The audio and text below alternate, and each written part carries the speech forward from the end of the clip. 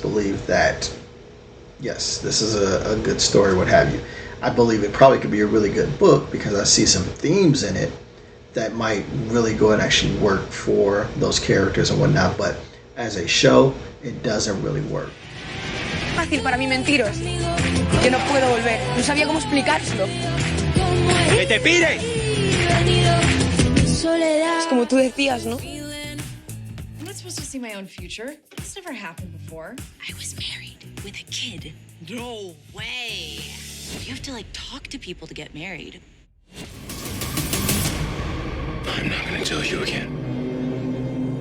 Stay off my list.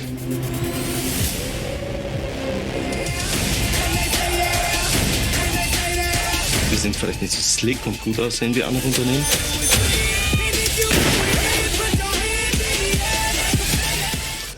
What up, everybody? I am glad that you went in and actually tuned in to go ahead and actually listen to me review things. I apologize I haven't uploaded in a couple of weeks, but trying to get on that schedule and maintain regular job and all that kind of good stuff can be a little daunting. But I'm here to go ahead and actually bring you a lot of reviews for some of the upcoming series and shows out there so that you don't have to waste your time watching them. I've already watched a couple episodes, so I'm going to go ahead and actually give you my thoughts and opinions, and you can go ahead and actually figure out from my verdicts of if it's right for you to go ahead and actually check them out or not. So let's go ahead and actually get into it. How to Screw It All Up on HBO Max, which premiered on July 1st. Contains 6 episodes. Each of them are roughly about 22 minutes long. This is an import from Spain, so there is heavy dubbing and things of that nature in there to do it. Who is this meant for? It is very much clearly a teens and young adults coming of age type of deal. This is about some teens going out and finding their own. Really, the story goes, it's a group of friends who take a directionless road trip but end up finding themselves during the trip. And it's definitely not a nuanced thing. It's definitely not a story that's anything new. It's different from the fact that these kids are going out on this trip, which I believe was supposed to kind of be over their spring break or what have you. They didn't think things through and stuff just kind of starts to go crazy buck wild or what have you. But it's one of those stories that we can all kind of relate to. The acting for the group and how to screw it all up. There's young actors. There's nobody that I'm aware of. I mean, I'm not a person that's dealt with a lot of actors from Spain or what have you, but there's no one that I recognize in this film, as majority of the main cast are younger cast members. They're attempting to convey shiftlessness, innocence, impulsivity, the typical actions of high school seniors and all that kind of stuff. They're asked to do so much without any kind of setup or explanation that they kind of come off as incredibly dumb, more than the average teenager. We all know that teenagers are dumb, but these youngsters a little bit more than usual. As a result, most of the attempts just kind of come off as they're trying too hard. If the kids are going to go ahead and actually be this dumb, then there should be a story that really drives it forward, and it's really not. In this one, there's not a whole lot going on there. If I'm going to go ahead and actually just be honest about how to screw it all up, both targeted audiences and mainstream audiences should skip this movie or skip this series. This is a story that they want you to go along for the ride of some teenagers kind of going ham on a road trip, and that their parents think that they're on it, right? But if the story was going to work, either the story needs to be compelling, which it's not, or the characters have to be sympathetic or charming, and unfortunately they're not. So you'd spend most of the time saying they can't be this stupid all the time, but yet the storytellers are, because they're believe that, yes, this is a good story, what have you. I believe it probably could be a really good book because I see some themes in it that might really go and actually work for those characters and whatnot, but as a show, it doesn't really work. So everybody should just go ahead and actually skip How to Screw It All Up. Now, let's look at Prime Video's Terminal List, starring Christopher Pratt. Now, this actually dropped on July 1st, has 8 episodes to it that are roughly about an hour long each. Okay? So, who is this meant for? Terminal List is actually meant for people that are fans of psychological thrillers, conspiracy theories, kind of thinking like the Manchurian Candidate, Minority Report, because it has an element of sci-fi, but also in the elements of like military and things like that. So if you like those types of films, that's who it's meant for. So the series actually goes and actually follows Lieutenant Commander James Reese, who is Christopher Pratt, after his platoon of Navy SEALs are ambushed while on a covert mission. Reese returns home to his family with conflicting memories of the event and questions about his culpability. As new evidence comes to light, Reese discovers dark forces working against him, endangering not only his life, but the lives of those that he loves. So that's your story.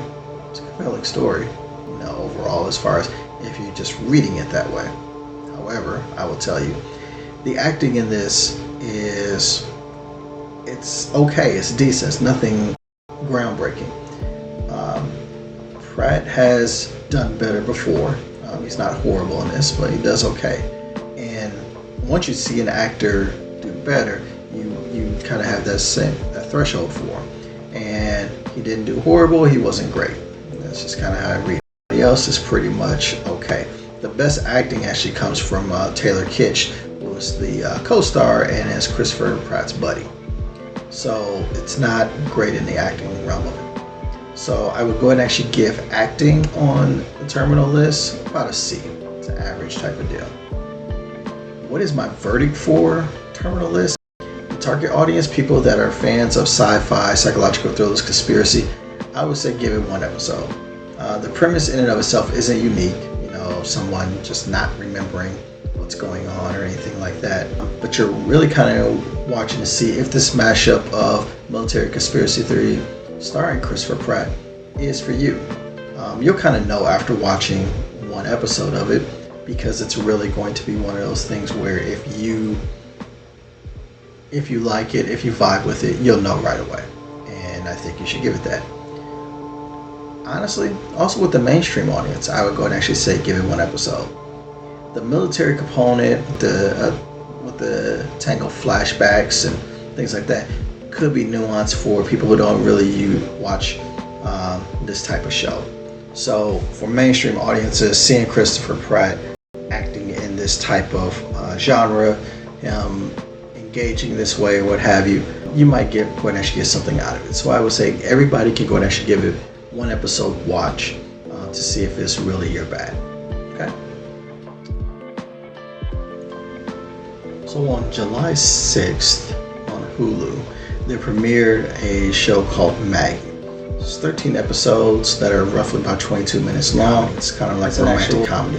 Think in the terms of like New Girl, Dharma and Greg, that type of vibe for it. Those are the target audiences that's looking for, where you kind of get a nuanced aspect of romantic comedy. The story is a young woman tries to cope with life while coming to terms with her ability as a psychic. She can see everyone's future, but her present is a mess. So if you actually think about it, it's one of those types of deals where we can go and actually give advice to everyone else, but don't really recognize it in ourselves. The acting in this one, as being a comedy, it's its main centerpiece. You get a few chuckles here and there, but it's nothing hilarious in this particular comic. Nothing's going to be like gut punching. The jokes are very telegraphed. You see everything coming. And most of the cast is kind of bland. The best actors are the older actors. You have Ray Ford, Kerry Kennedy, and Chris Elliott as supporting actors. And when they come on the scene, there's a little bit more gravitas, a little bit funnier things that are going on there that you kind of like, oh, okay, this is charming. And then the main leads go ahead and actually take back over, and then you're like, okay, this isn't funny anymore. It's kind of the way, it's the ebb and flow of it. The main characters don't really seem to have much feel for comedy or even chemistry for each other. So the acting for this, honestly, is a C. And the only reason why it's even a C is because of the supporting actors kind of boosted up. Otherwise, I think for the main cast of it, it's really like a D. They're trying to put forth effort, but it's just not very good, especially in the comedic aspect of it. The overall verdict for Maggie, I I would say for the mainstream people, give it one episode. You don't need to give it more than that. Like I said, it's a 22-minute episode, not too much time out of your day. But if you're a sucker for like romantic comedies, that Dharma and Greg feel is kind of very much in the nuance of where this is going with, and the jokes kind of land for you, you might like it. It might be like a new guilty pleasure type of things for a target audience. For the mainstream folks, I would just say skip it. The acting, the personalities, the premise isn't really interesting enough to keep a mainstream viewer's interest, and there's really no need for you to go and actually invest time into it if this isn't your genre. So again, targeted audiences, give it one episode. For everybody else, go ahead and actually skip it. That's what we got from Maggie on Hulu. July 6th on Netflix, a series called King of Stonks dropped. Stonks, Stonks. And it's actually contains 6 episodes, or about 55 minutes each. That was actually filmed in Germany. Now, the people that this is meant for are people that are fans of like Wolf of Wall Street types of fans. People that are fans of business, things that go and actually go buck wild crazy, all that kind of good stuff. The story is really kind of just all about the telling of a business going through various different betrayals, upheavals, takeovers, mergers, all the kind of crazy foolishness that you can go ahead and actually imagine going on in a big company is what this whole series is about. It's roughly framed around 2008 boom, recession, and things of that nature that happen on a global scale. And this is an international company. The acting on this, there's some decent performances in here, but nothing that really makes you care about the characters very much. The show doesn't know if it really wants to go and actually be a comedy or a drama. I guess it's actually trying to be both, but it works on neither level, at least not for me. It's just, there's nothing really fleshed out in this. They try to get you to care about the characters and all that kind of stuff, but it doesn't quite work. For what's the verdict for King of Stonks, I just kind of got to get to it, because I'm gonna be honest with you, it was a pain to sit through both of these episodes. It's a skip for targeted and mainstream audiences. There's nothing to care about with the characters. It's a lot of over-the-top behavior with everyone, and I don't think it's really gonna go and actually do anything, and it doesn't do anything in particular well that makes you want to invest your time or what have you. So unfortunately, I would have to say for the King of Stonks to go ahead and actually skip it all the way on through. Oh snap, you stayed with me for this entire time. I appreciate you. I really do. You know, if you stay with me for this long, you might as well go and actually click like, share, subscribe, all that kind of good stuff, so that I can continue to go and actually bring you these reviews. It's really fun to go and actually do this, even when I don't have, the best of material to work with. The fact that I get to go and actually review these and kind of give you guys insight into if things are worth your time or not, because there's so much stuff to sift through, really is fun for me to do. So I appreciate you sitting through this. Do me a favor, go ahead and actually click like, share, subscribe, all that kind of good stuff, and check out some of these other videos that I have going on out here to go ahead and actually see if you like some of those reviews. So until next time that I see you, peace.